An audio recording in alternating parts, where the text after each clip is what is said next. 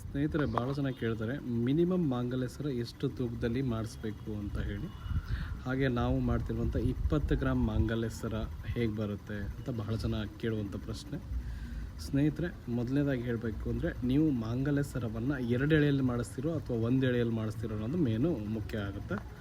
So ಏನಪ್ಪ ಅಂದರೆ 1 ಎಳೆಯಲ್ಲಿ ನೀವು ಮಾಡಿಸ್ತೀನಿ ಅಂದರೆ ಏನೂ ತೊಂದರೆ ಇಲ್ಲ. 15 ಗ್ರಾಮ್ನಿಂದನೂ ಕೂಡ ನೀವು ಮಾಡಿಸ್ಬೋದು.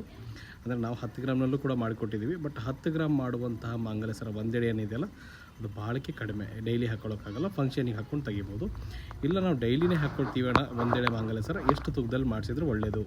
ಸೊ 1 ಎಳೆ ಮಾಂಗಲ್ಯ ಸರ ನೀವು ಡೈಲಿ ಹಾಕ್ಕೊಳ್ತೀರಾ ಅಂದರೆ 15 ಗ್ರಾಮ್ನಲ್ಲಿ ಮಾಡಿಸ್ಬೋದು.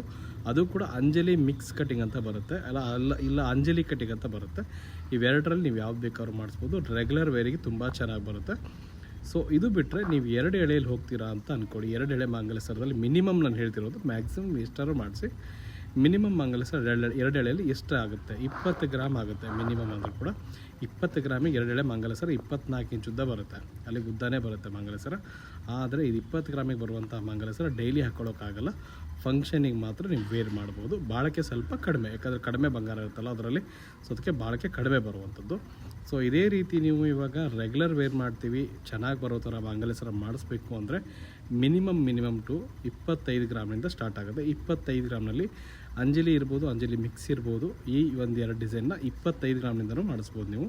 ಹಾಗೆ ಇವಾಗ 2 ಎಳೆ ಮಾಂಗಲ್ಯ ಸರ ನಾವು ಜಾಸ್ತಿದಲ್ಲಿ ಮಾಡಿಸ್ತೀವಿ, ಚೆನ್ನಾಗಿ ಕಾಣೋ ಥರ ಯೂನಿಕ್ ಆಗಿರುವ ಡಿಸೈನ್ ಯಾವ್ದು ಮಾಡಿಸ್ಬೋದು.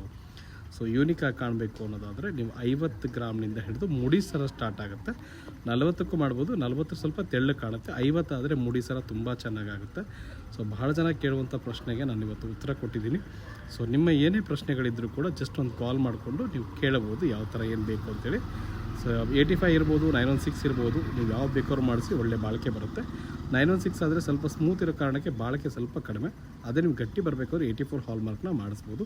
75 ಮಾಡಿಸ್ಬೋದು. ಬಟ್ ಏನಾಗುತ್ತೆ, ನಾಳೆ ಬ್ಯಾಂಕಿಂಗಿಗೆ ಹೋಗಿ ಇಡಕ್ಕೆ ಹೋದಾಗ ಸ್ವಲ್ಪ ವ್ಯಾಲ್ಯೂ ಕಡಿಮೆ ಬರುತ್ತೆ. ಸೊ ಅದಕ್ಕೋಸ್ಕರ ನಾನು ಹೇಳ್ತಕ್ಕಂಥದ್ದನ್ನು ಫಾಲೋ ಮಾಡಿ.